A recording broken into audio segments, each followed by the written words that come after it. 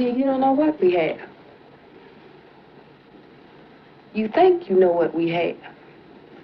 You don't know what we have.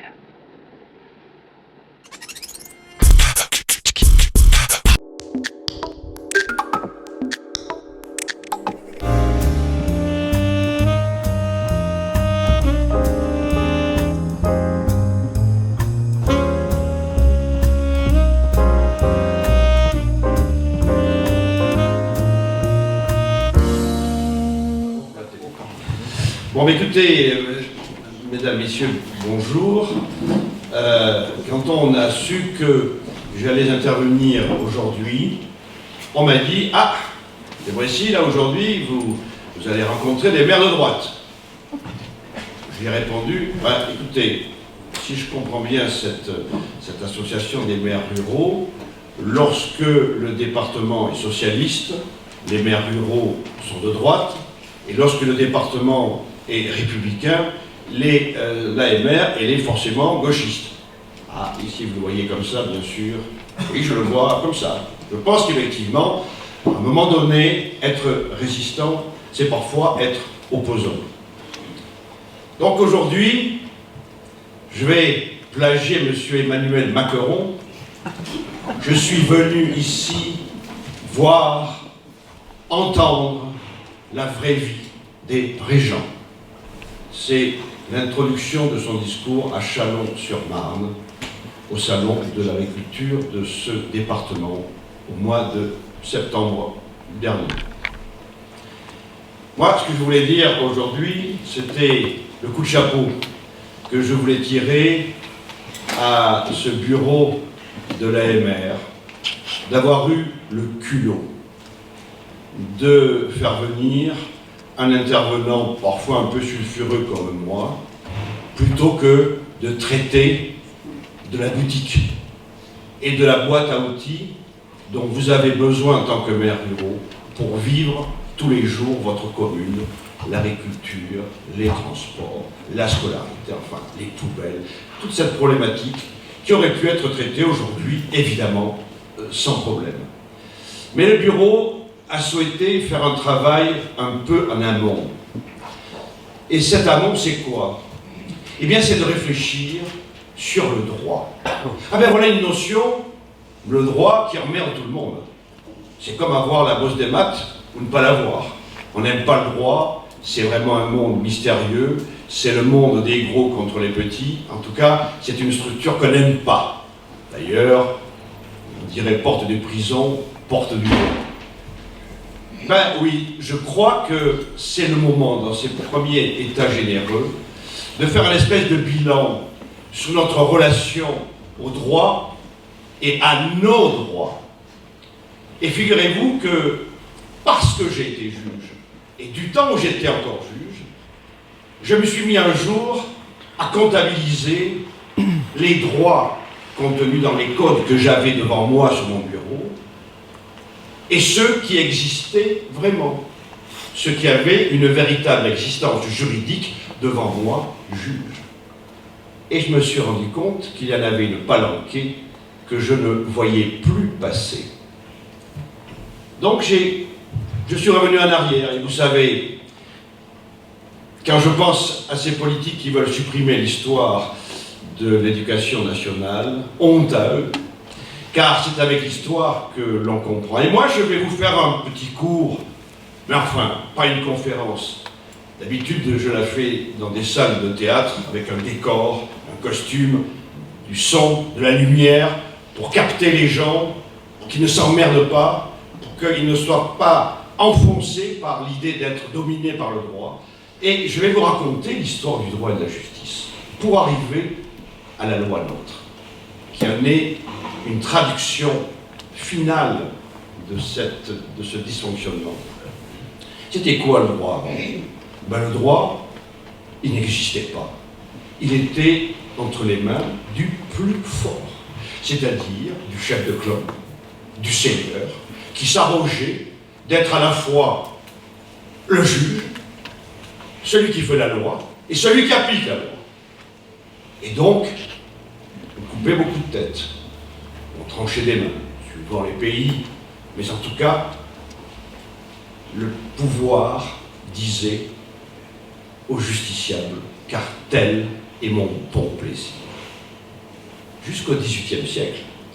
Et savez-vous que jusqu'à la fin de ce XVIIIe siècle, jusqu'au moment de la Révolution française, eh bien, on allait même jusqu'à condamner les suicidés.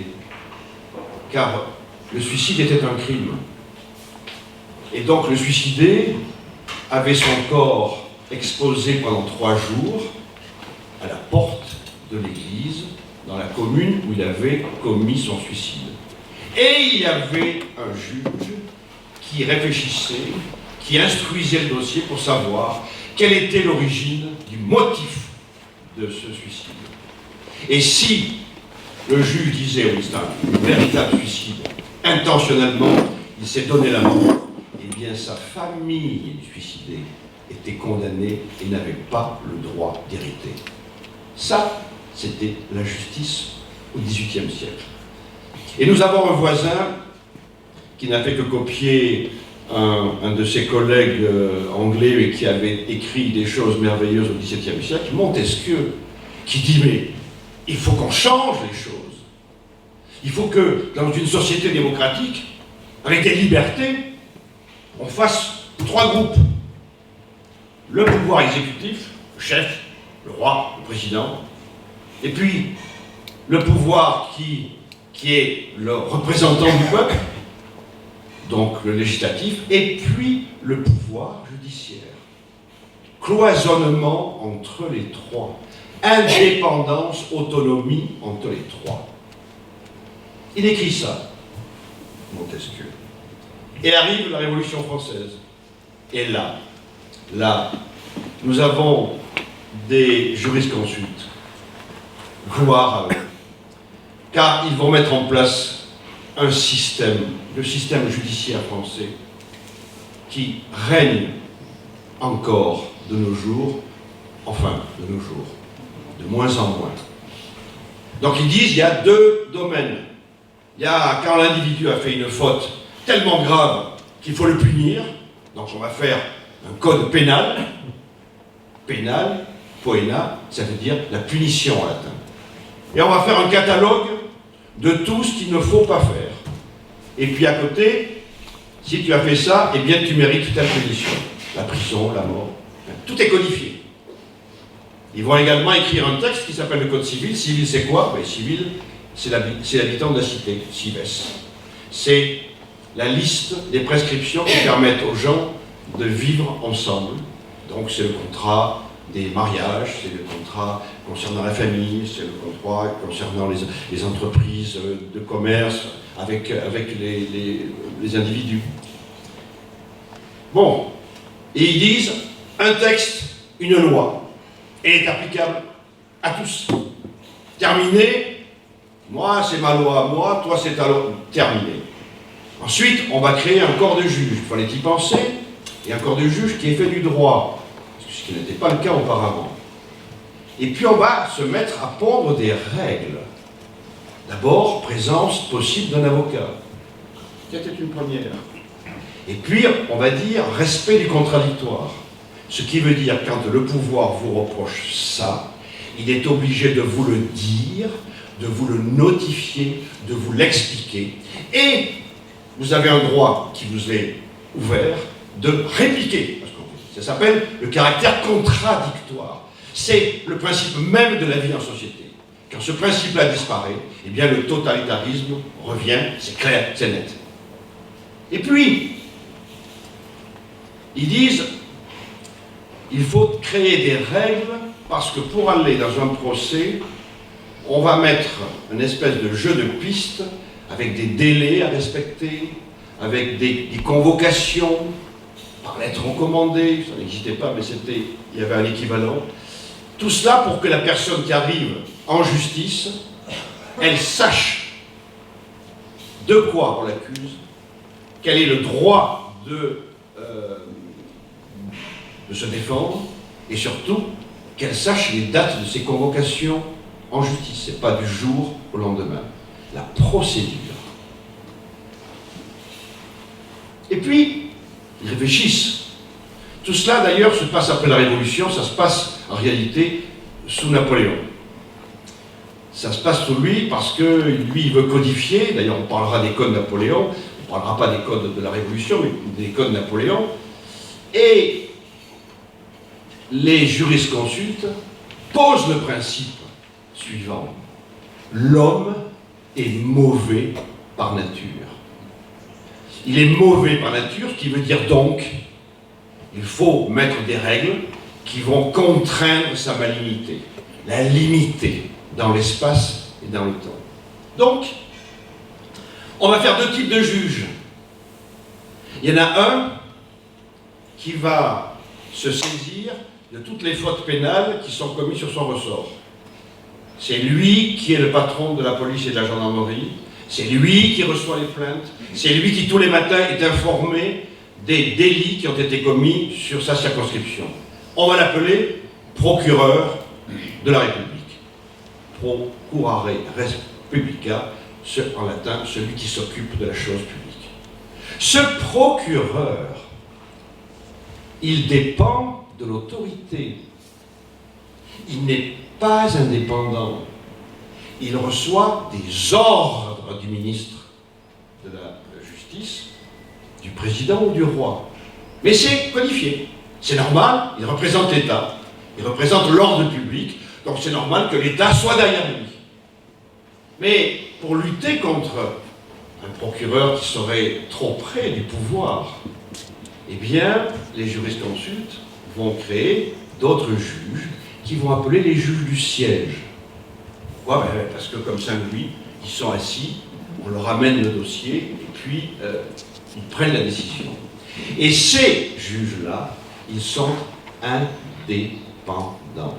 Le pouvoir ne peut pas les virer si, d'aventure, un tribunal décide de quelque chose qui ne plaît pas au Seigneur. Vous comprenez bien cette différence? Et ça fonctionne encore, en tout cas sur le papier. Mais ils vont plus loin. Ils vont plus loin. Parce que, c'est vrai, le procureur, il reçoit les plaintes. Il reçoit vos plaintes.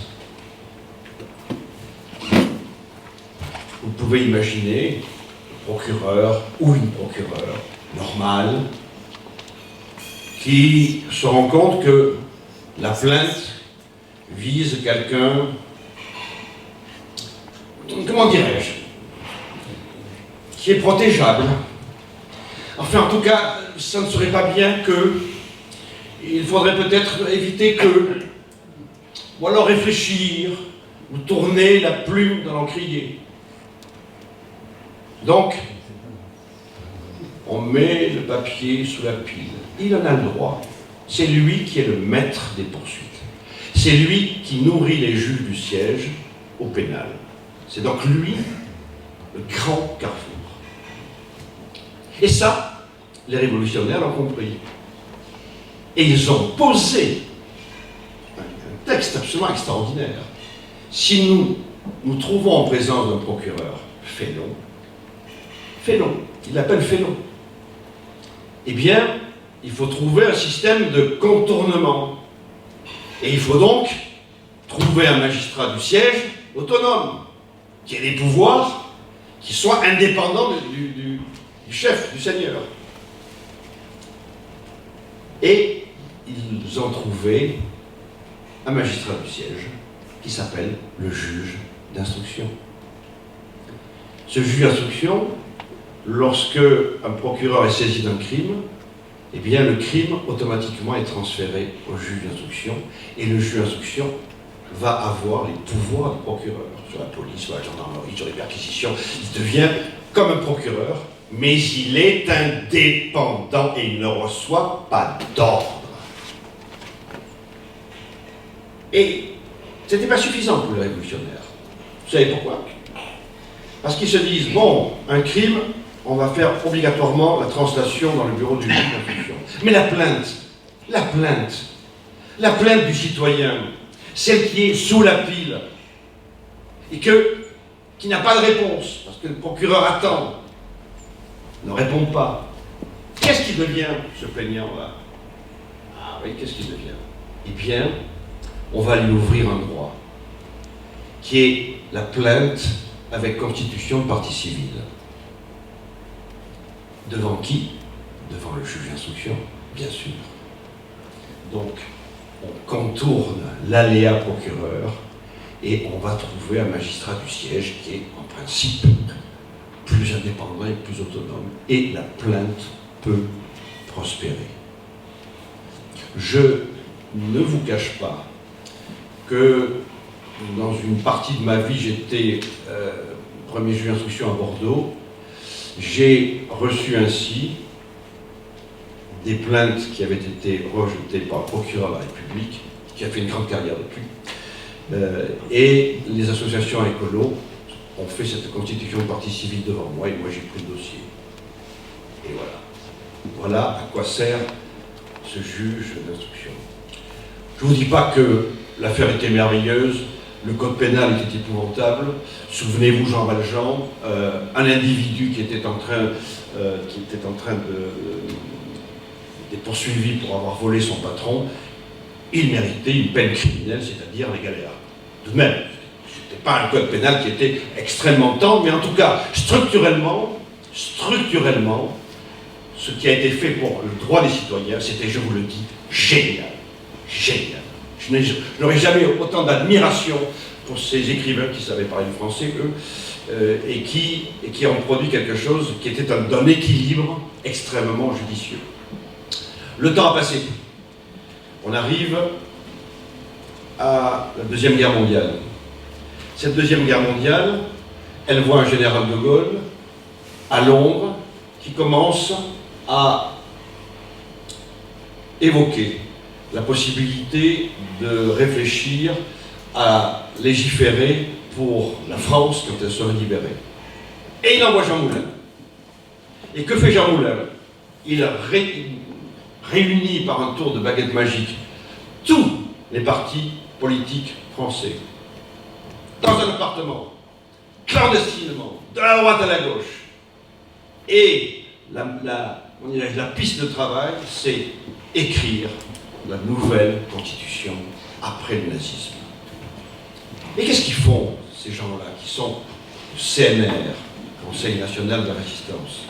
Qu'est-ce qu'ils font? Eh bien, ils rédigent un texte génial. Génial pour les politiques. Vous savez pourquoi? Parce que leur texte, ils l'appellent les jours heureux. Les jours heureux. Vous voyez un politique à l'heure actuelle citer le mot bonheur ou heureux dans un texte de loi? Non, non, pas du tout. C'est plutôt comme ça. Donc, ce CNR produit quelque chose qui va devenir le préambule de la Constitution de 1946. Relisez-la. Relisez-le, ce texte, parce qu'il est encore d'actualité.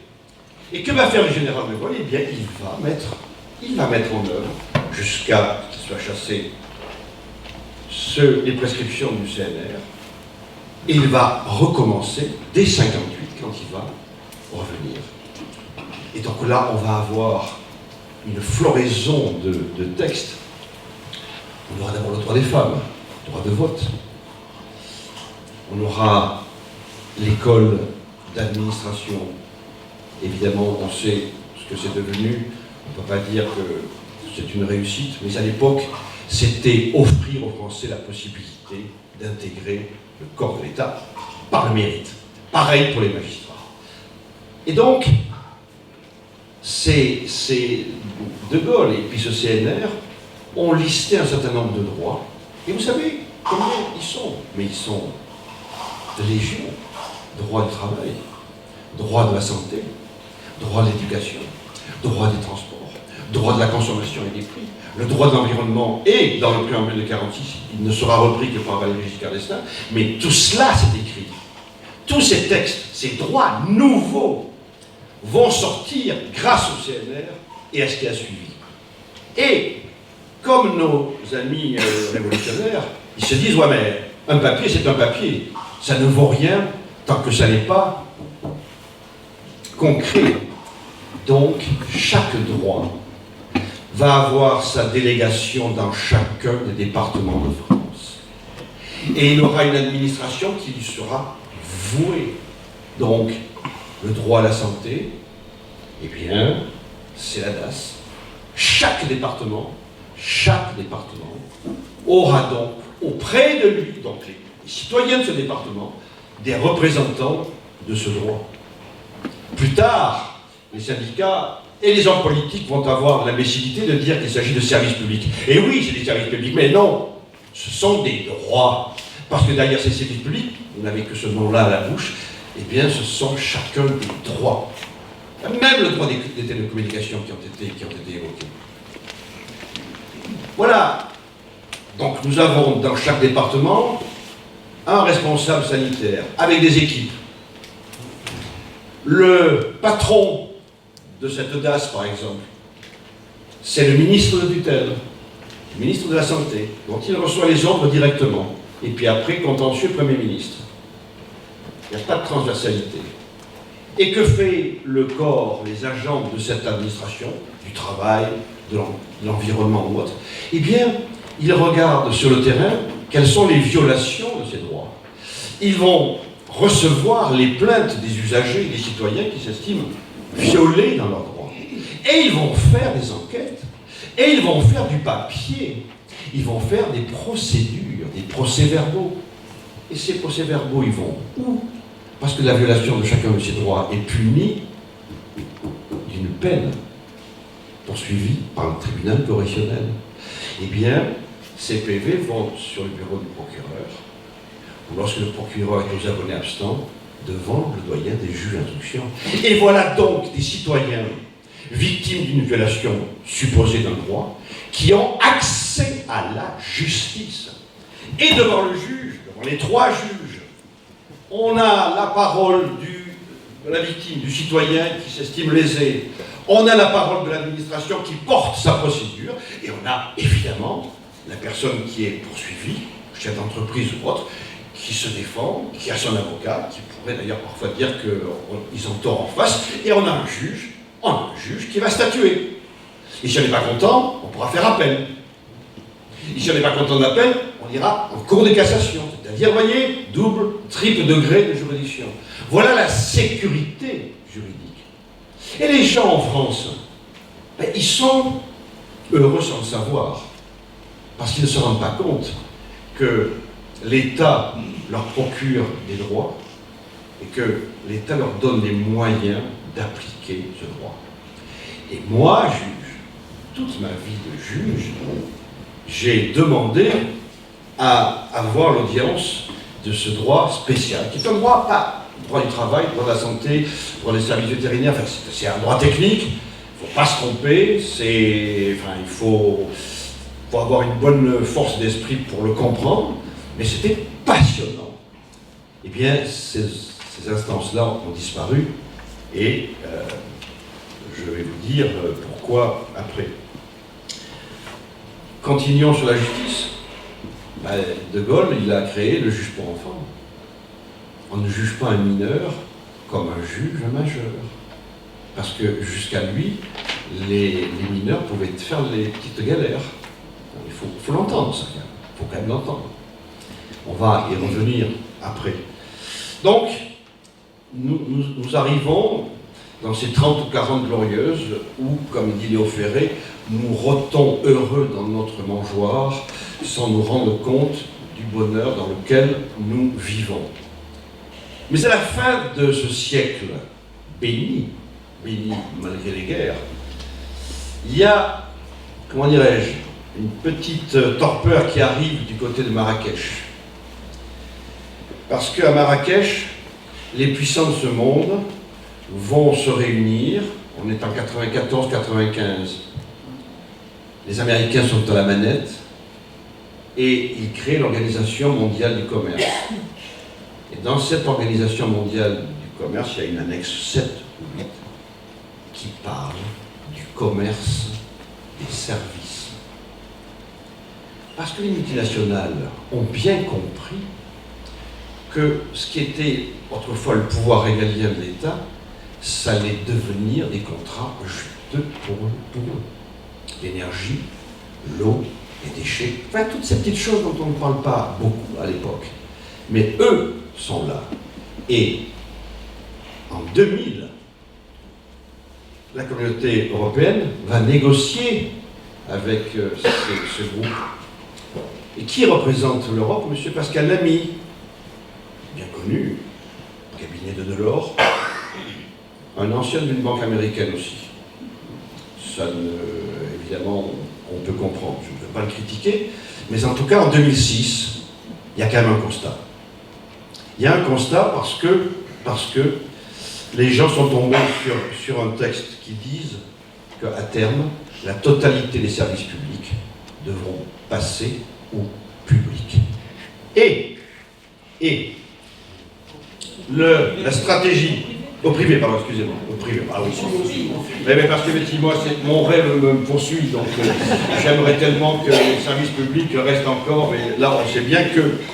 Et alors, il y a quand même une petite critique qui est un petit peu évoquée, parce qu'on tombe sur un texte de l'OCDE qui dit la chose suivante: pour obtenir le consentement de l'opinion publique, on sabote le service public afin que la privatisation constitue la seule solution.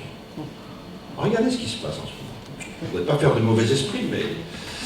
Et à l'époque, des gens presque démocrates disent « Non, mais tous ces secteurs sont du domaine étatique, ils font l'objet d'une négociation non démocratique avec des grands groupes avec lesquels il n'est pas possible de s'entendre juridiquement. » 2006, échec à Genève. Échec pour l'Europe. Mais le Sénat a voté déjà en 1995 une partie concernant les télécommunications. Je l'ai retrouvée cette nuit. Donc, voyez, cette idée, elle court. Il faut dire aussi que M.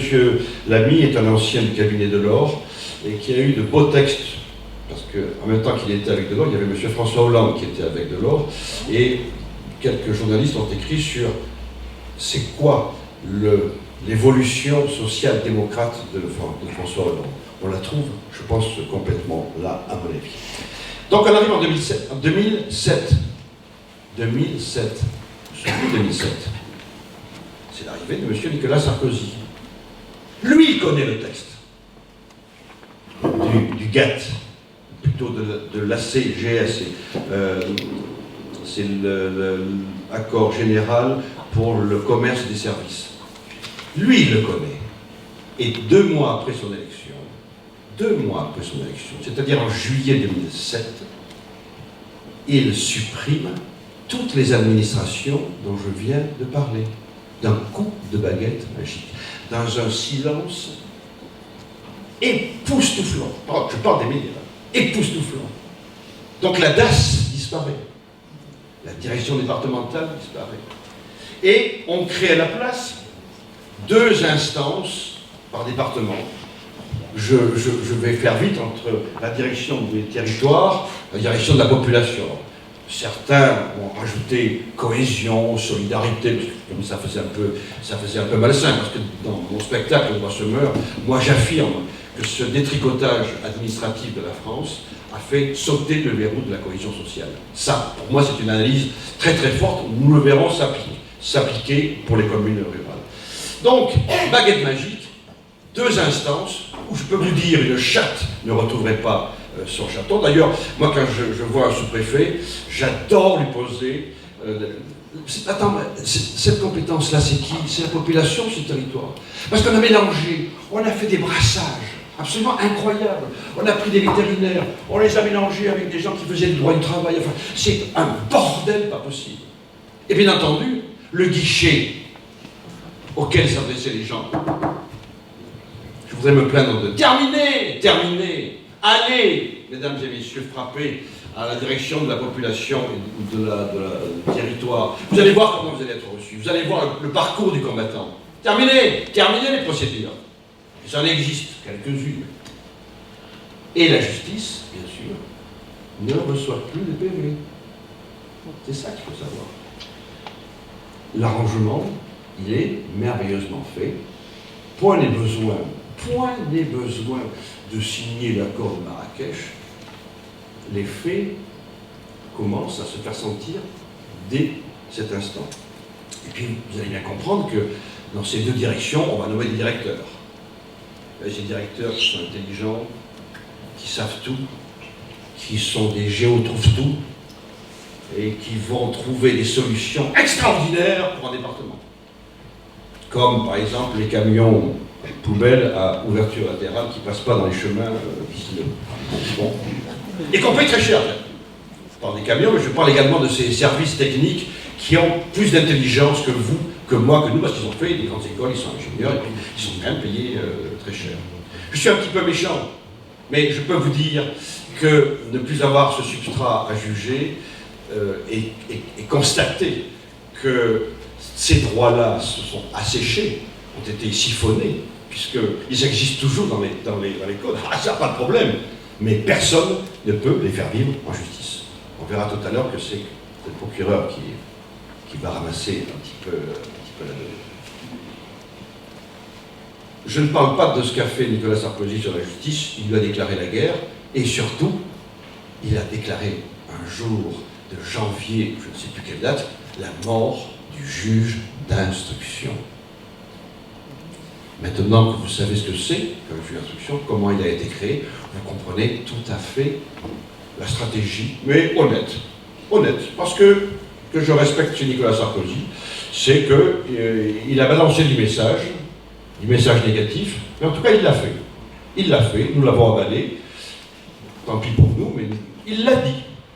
Bon, c'était très difficile pour lui de battre le juge d'instruction parce que c'était tout un échafaudage qu'il fallait refaire, et là, malheureusement, il n'a pas pu. Mais il y pensait très fort, et son successeur y a pensé, mais d'une autre manière. Et puis, un dernier exemple concernant cette période faste, vous vous souvenez de M. Bernard Tapie? Ah oui, M. Bernard Tapie. C'est l'ami des puissants, à droite, à gauche, au centre, au Modem, enfin je ne sais pas d'ailleurs de qui il est l'ennemi, mais enfin en tout cas, c'est vraiment le bon français que l'on aime parce qu'il a réussi, comme l'ancien maire de Villeneuve-sur-Lot. Que les gens étaient prêts à... Oui, mais les gens étaient prêts à le réélire parce que c'était un bon maire. On se foutait qu'il ait mis de l'argent de côté. C'est quand même grave. Bernard Tapie, je vais vous le dire, en octobre 2006, la Cour de cassation, la plus haute instance, chambre réunie, c'est-à-dire tous les présidents, les plus chenus, les plus anciens, les plus bardés de médailles, font un jugement, un arrêt, qui dit que le Crédit Lyonnais n'a pas commis de faute, et donc Bernard Tapie n'a pas droit aux dommages-intérêts qu'il demande. Si vous voulez, je le tiens à votre disposition. La justice a tranché. 2007. En même temps que la chute des administrations. C'est vrai que j'ai oublié de vous dire que la chute des administrations, ça s'appelle la RGPP. Est-ce que c'est connu? Révision générale des politiques publiques. Bon, oui, mais ça, c'est peu connu, ça. Quand je dis RGPP, on me dit c'est quoi? C'est un air de flûte? C'est peu connu. RGPP. RGPP. En même temps qu'il fait la RGPP, ils sont tombés amoureux tous les deux. Donc, M. Nicolas Sarkozy, président de la République, président du Conseil supérieur de la magistrature, déchire l'arrêt du Conseil de la Cour de cassation et organise un arbitrage.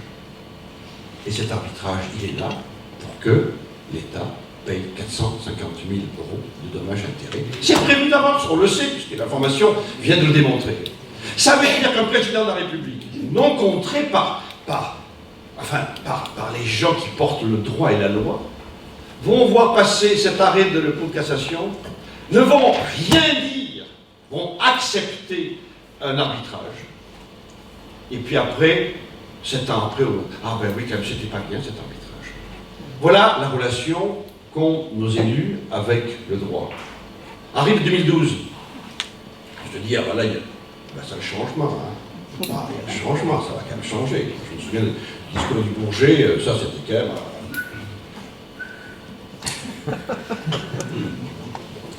Eh bien, quelques mois après l'arrivée, le Premier ministre dit « Ah, terminé cette odieuse RGPP. Terminé, terminé.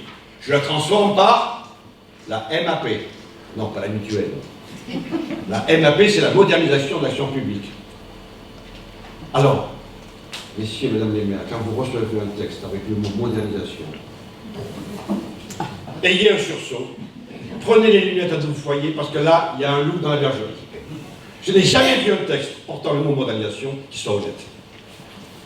Donc, la MAP, même cause, mêmes effets. Moi, j'ai eu l'impression que dans un même gant, la même main, sarkozienne et hollandaise, signait la même chose, le même détricotage. Personne, sauf FO, a critiqué la RGPP, a fait le livre noir des droits qui nous sont volés. Là, François Hollande. Et on a continué la baisse des effectifs, la mauvaise qualité, alors là, des services publics, on ne parle plus de droit. C'est vrai que pour les socialistes, on ne sait pas ce que c'est que le droit. Et je suis désolé de balancer, mais je pense la même chose des autres. Il faut quand même que ce soit entendu. Cette notion de droit, elle n'appartient ni à gauche ni à droite, elle appartient au texte, et puis on les respecte ou pas. Comme l'assainissement dont tu parlais tout à l'heure. Il marche ou il ne marche pas. Bon. Bien. Là, nous avons un monde politique qui donc se perpétue. Arrive cette belle cérémonie de janvier Charlie Hebdo. Ah, on dit, mais il va parler de quoi là? Vous savez de quoi je vais parler? De la police. Parce que Nicolas Sarkozy, il a supprimé des postes de police, mais Hollande aussi. Et quand ils font une réunion post-Charlie Hebdo, ils se rendent compte que c'est la cata, qu'on ne peut plus assumer le pouvoir régalien, la protection des lieux publics, le renseignement, lui, il a déjà été évaporé par Nicolas, non pas repris par François Hollande. Et donc, on fait, avec une espèce de loi de finances à la Mormoineux, des recrutements de policiers, mais policiers qui... Il faut 3 ans pour former un policier. Si vous saviez, moi j'ai fait une petite étude sur la CRS de Bergerac, qui oscille entre Calais et puis Paris, avec des 3-8, des CRS qui tournent la nuit, que l'on va transporter pour dormir à 150 km, et vous savez où on les met, à l'heure actuelle? On les met dans un Algeco en bout de piste de Orly, et on les met dans un établissement scolaire de la banlieue parisienne, en travaux. Donc les mecs, ils vont pas dormir leur nuit, et on leur dit attention, 24 heures sur 24, vous pouvez repartir. C'est incroyable.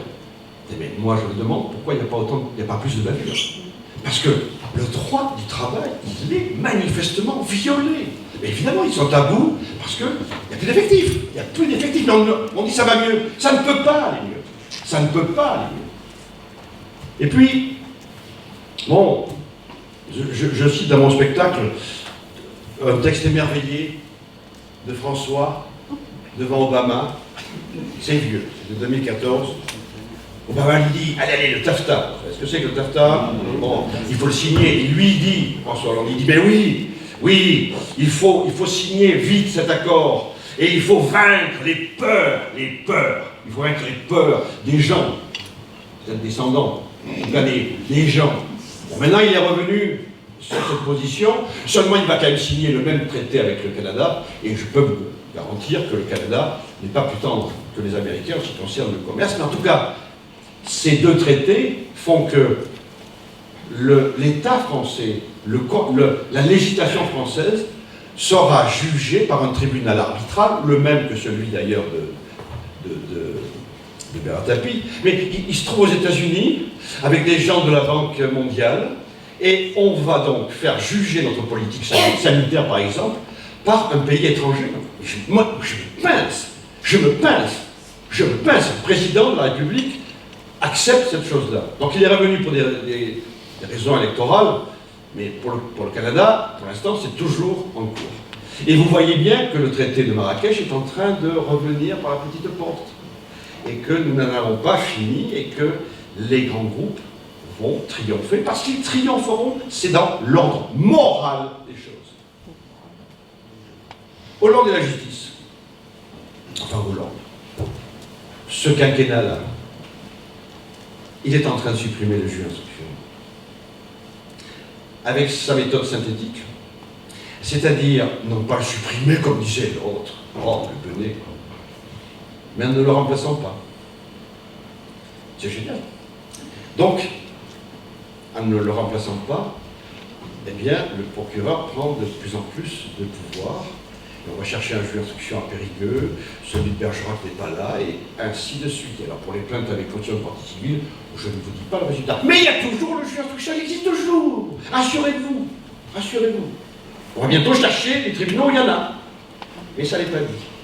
Et puis, il y a cette loi sur le terrorisme, cette loi de décembre, et puis les lois qui ont succédé jusqu'en juin, où l'État permet au préfet et au procureur de la République d'organiser des perquisitions, des fouilles, des mises en garde à vue, sans passer par le visa d'un juge du siège. Car devant le juge du siège, il y a forcément l'avocat, pas devant le procureur. Le procureur, lui, il a le droit d'être tout seul. Et il y a une belle histoire que je vous ai racontée. Il y en a un d'entre vous, qui n'est pas là aujourd'hui, qui s'est fait casser la figure par un concitoyen. On ne sait pas dans quelle commune c'est. Aigurande. Hein? Aigurande. Aigurande, voilà, c'est ça. Eh bien, le procureur, il a estimé que, bon, eh ben, écoutez, rappel à la loi. Non, on s'est porté partie civile, et donc il est jugé en novembre. Voilà. Mais voilà. Voilà. Et sa première réaction, il a le droit. Il est revenu dessus. Il décide, mais enfin, sans demander à la victime ce qu'elle en pense. Enfin, c'est un rappel à la loi. Moi, je suis maire d'une petite commune, je suis bénévole, passez-moi cette expression triviale, j'en chie tous les jours, on me frappe et on me dit rappel à la loi pour l'autre. Mais c'est un déni de justice et de démocratie. Hop, comme vous venez de le dire, on contourne et on arrive toujours au juge d'instruction. Et d'ailleurs, je vais sortir un petit article du Canard enchaîné qui concerne les misères de la Poste. Monsieur le Président, vous aimez la Poste? Eh bien, la Poste fait travailler ses postiers en dehors du droit du travail. Et donc, en 2010, il y a un groupe de postiers qui arrive à avoir un rapport de l'inspection du travail.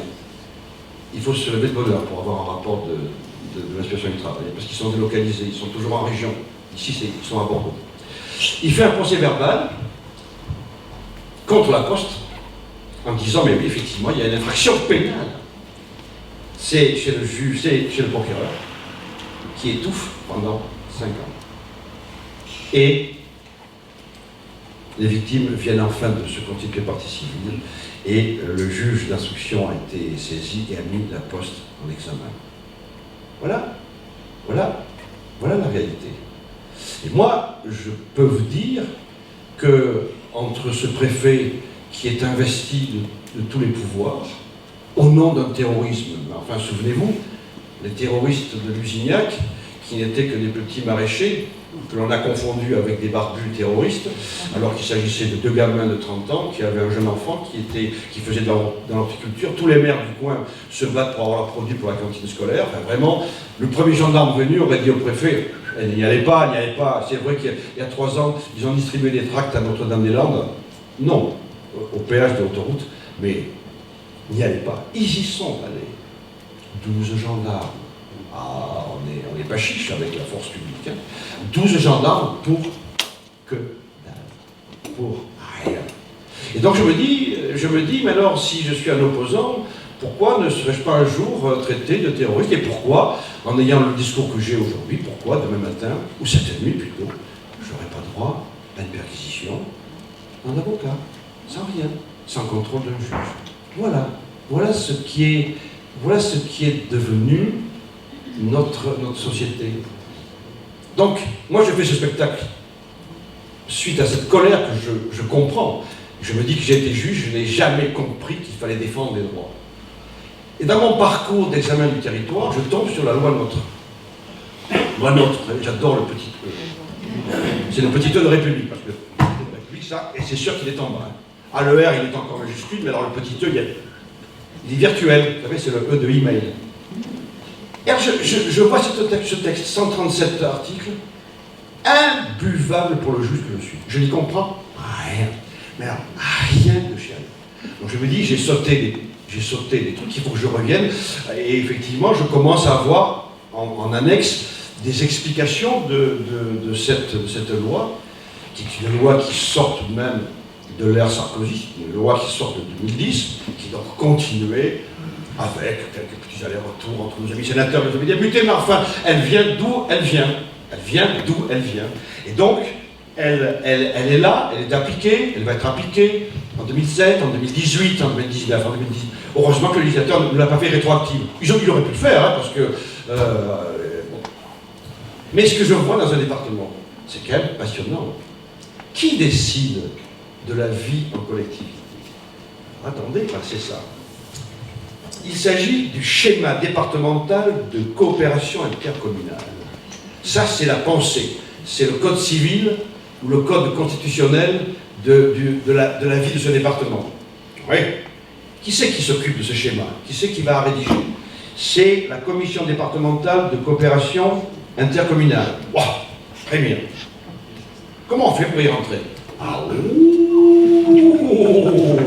ça, c'est ma question de texte, hein. Vous vous souvenez de mes révolutionnaires qui disent qu'il faut une procédure pour les délais, comment on peut être convoqué, tout ça? Là, on sait qu'il y a les présidents, il y a les chefs, il y a les préfets, puis il y a le conseil départemental, puis il va y avoir de bons élus. Mais la base, comment elle fait pour y rentrer? C'est pas écrit. Voilà, déjà, belle démocratie. Les comptes rendus de cette Bible départementale, pas diffusés. Ah, bonjour la démocratie. J'aime qu'on décide au-dessus de ma tête sans publier quoi que ce soit. Non, on ne publie rien. Bon. Et dans les communes, comment ça se passe? Ah ben les communes, hein, le texte il dit il faut que ça soit un bassin de vie. La réalité, le bassin de vie, c'est un bassin que l'on passe à l'hôpital. Parce que c'est plutôt un bassin d'entente. On fait du découpage. Quand même, moi je l'ai vu, pas ici, mais ailleurs, du découpage qui peut être favorable à certaines pensées ou certaines arrière-pensées. On est loin du bassin de vie, en tout cas pour certaines décisions. Et puis, moi je vois dans l'économie de ce texte que les communes rurales, elles ont droit à très peu de monde. Elles ont droit. Et il y a un exemple dans ce département où il y avait une entente avant l'application de la loi NOTRe. Il y a 32 conseillers communautaires. Il y en a un qui décède. Tout de suite, on saisit les hautes autorités. Le préfet, qui saisit Paris. Et on va marchander. Le président, la communauté de communes, dit son chiffre. Dit son chiffre. Mais c'est le président d'une grande commune. Et d'ailleurs, sa position est reprise par la préfecture. Il y a des petites communes qui miaulent, qui disent « Ah non, et là, mais oh là là, et ça marche pas comme ça, là. » Alors on va monter de 28 à 29. Et puis elle est passée à 30. Et là, je ne sais pas si c'est le préfet ou si c'est la direction générale des collectivités, je ne sais pas comment elle s'appelle, elle a inventé, parce que je ne l'ai pas retrouvé dans un autre, des conseillers forfaitaires. Donc il y aura 2 communes qui auront un conseiller forfaitaire. Je ne sais pas ce que c'est que le mot forfaitaire. Dans forfaitaire, il y a forfait. J'ai peur de la suite. Mais c'est assez extraordinaire. C'est assez extraordinaire. Et quand je regarde ça, je dis, mais il n'y a pas de suppléant. Donc une petite commune, 2 clampins, s'il y en a un qui est malade, l'autre... Alors ça y est, ah ben il n'y est plus. Ah ben il n'a pas le droit d'y aller. Suppléant, niet. Par contre, quand on est dans la grande commune, il y a quand même, il y a de la manœuvre. Il y a de la manœuvre. Il y a des suppléants. Oui, il y a des suppléants, mais enfin, ils sont là. La grande commune. La grande commune, elle est très vite fière de ses attributions. Parce qu'elle a un cabinet qui peut penser à tous les problèmes techniques. Elle a du secrétariat. Et puis ce président ou cette présidente de commune d'une grande ville, elle n'est pas là par hasard. Elle est un peu encartée, parce que pour être là, c'est difficile d'arriver à ce poste, à ce niveau, en étant sans étiquette. Donc, quand on est là, on a quand même quelques idées derrière la tête de coopération autre que de coopération intercommunale. Et donc, devant ce que j'appelle moi un baron local, le petit, il s'écrase. Il s'écrase. Et dans ce texte-là, moi, je ne vois aucune lecture démocratique qui mette un équilibre. Oh, certes, la grande commune n'a pas le droit de dépasser 50% des conseillers. Ça, c'est quand même bien. Oh, ben ça, c'est bien. Seulement, s'il fait une petite alliance latérale, je peux vous dire que les petites communes rurales, elles vont vite se faire voir. Mais ça, c'est inacceptable. Et donc, on va avoir des communes rurales qui vont se faire imposer des programmes, qu'ils vont financer, et qui ne concernent même pas leur intérêt. Est-ce que c'est raisonnable? Est-ce que c'est raisonnable? Est-ce que c'est acceptable? Et moi, j'y vois la continuité de ma RGPP, c'est-à-dire de broyer l'individu. Je fais le parallèle entre l'individu et la commune rurale. Privation de droit, vous nous emmerdez. Maintenant, la force, la réunion, c'est ça qui va gagner. Et d'ailleurs, avant de regarder la loi NOTRe, moi j'ai été un défenseur de l'extermination des communes rurales, en disant, mais à quoi vous servez? 500, tout ça, c'est de l'argent foutu en l'air. Moi, vraiment, j'étais pour tout laminer. Et en partant de mon analyse sur les droits des citoyens et sur ce qu'est la notion de territoire, ce qu'on voudrait que vous soyez, c'est-à-dire des communes dortoirs, alors que vous êtes le contraire, vous êtes en train d'être des communes de sauvegarde d'un certain nombre de populations qui se disent on ne peut plus vivre dans les villes, eh bien on doit réfléchir autrement. Dernier point, les compétences. Compétences obligatoires, compétences 18, compétences 2020, compétences obligatoires. Alors ça, l'exclusion de ces clauses de compétences, c'est absolument génial parce que ça veut dire exactement le contraire. On doit vous faire croire que vous avez les compétences et en réalité, je prends le problème de l'eau, puisqu'en 2020, on va avoir des surprises. Eh bien, en 2020, avec ce système-là, Veolia, Suez, la SOR vont se partager le monopole. Et les petits syndicats, notamment celui que je défends, celui de la LAN, qui est l'eau la moins chère du département, il va disparaître forcément. Forcément, parce que ce système nous tire par le bas en ce qui concerne la qualité, mais par le haut en ce qui concerne notre imposition. Ne vous inquiétez pas, j'aimerais, moi, que l'AMR fasse un travail d'évolution sur les impositions avant et après le passage de la loi NOTRe. Je crois que ça serait quand même très intéressant. Donc, pour les PLU, alors c'est quoi ça? PLU ou PLUI? PLU, PLUI. Ah ouais, mais attendez, vous savez qu'en Dordogne, il y a une SCOT. Vous connaissez Scotland. SCOT, alors la SCOT, c'est le schéma de cohérence territoriale. C'est la vallée de l'Île. Hein? Et elle a pour mission l'urbanisation. C'est marrant ça alors. Alors on va s'entendre avec le schéma départemental et puis la SCOT. Qu'est-ce que c'est que ce bordel là? Qui va décider quoi? Qui va être transparent sur quoi? Personne. Ça va sortir, ça va suinter. Ça va suinter au détour d'un vote. Comment on fait pour renégocier les contrats de l'eau? Là, je vous demande d'être extrêmement vigilant. Les lasers, on a parlé de l'éducation nationale, la scolarité, mais alors pour l'eau, il va falloir vous battre. Parce qu'on n'est pas forcément condamné à Veolia, Suez ou SOR. Je crois qu'il y a quand même des choses à faire. Donc, j'avais plein de choses à dire, je les arrête. Je peux vous dire simplement que le juge que je suis, après avoir eu son prurite et faire ce texte qui s'appelle le droit semeur, que je tourne en France, partout, je suis appelé, a été approché par une ONG qui s'appelle Anticor. Anticor, c'est anticorruption et une lutte pour l'éthique en politique. Qu'est-ce qu'ils disent, Anticor? Ils disent que l'origine de nos malheurs, c'est la mauvaise qualité de l'élu. De l'élu, surtout législatif et sénatorial. Mauvaise qualité parce que, comme l'a dit dit le Président, défaut de représentation, non-transparence, incapacité de dialogue avec le public, aucune remise en cause, et l'éthique en politique nous paraît être la chose la plus essentielle. Un exemple dans ce département. Vous savez qu'en France, le CAC 40 a des activités à l'étranger. Et le 3/4 de ces sociétés du CAC 40 vivent et travaillent et prennent des bénéfices à l'étranger. Total, 100%. Total, la société Total.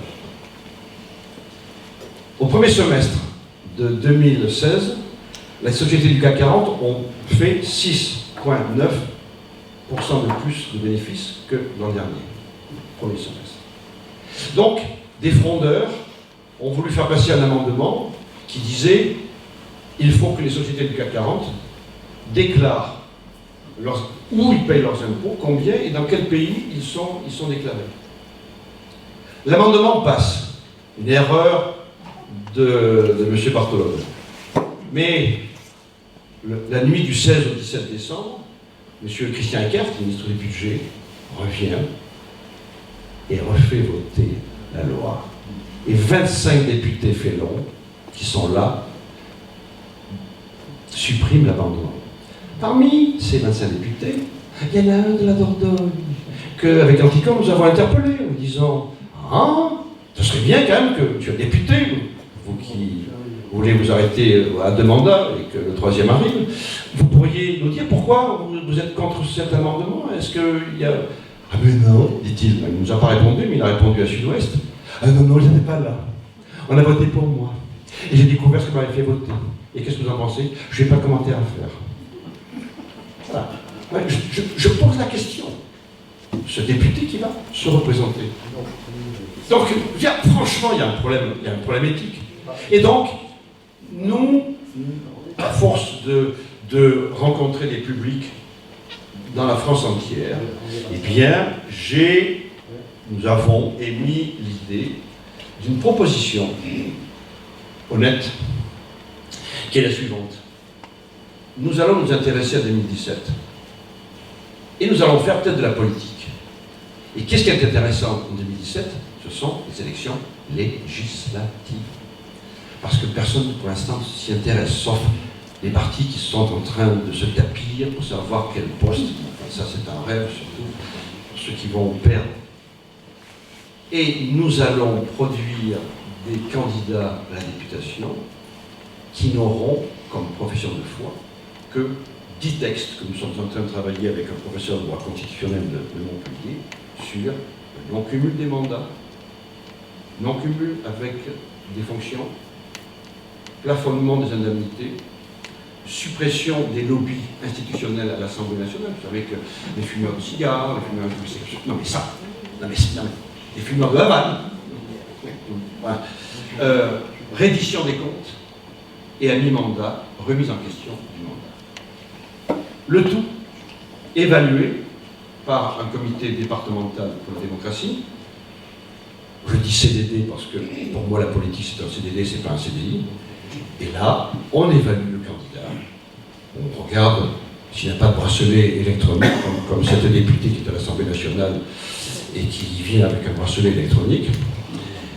On vérifie un certain nombre de choses sur des conflits d'intérêts et on les lance dans la nature. Mais ensuite, on reste vigilant, car quand ils sont élus, nos amis députés, ils nous ont dit pendant la campagne, on ouvre des chantiers, et quand ils sont là-bas, ils disent chantier interdit au public. Et ça, c'est la bonne et simple raison pour laquelle d'ailleurs vous êtes peut-être aussi nombreux aujourd'hui. C'est parce que peut-être cette relation du droit du citoyen et du petit, qui est la commune rurale, ça vous travaille quelque part. Et je pense qu'il y a quand même une solution technique, démocratique, dès 2017, pour que eux en face, ils comprennent qu'on ne peut plus jouer comme on jouait autrefois. Merci.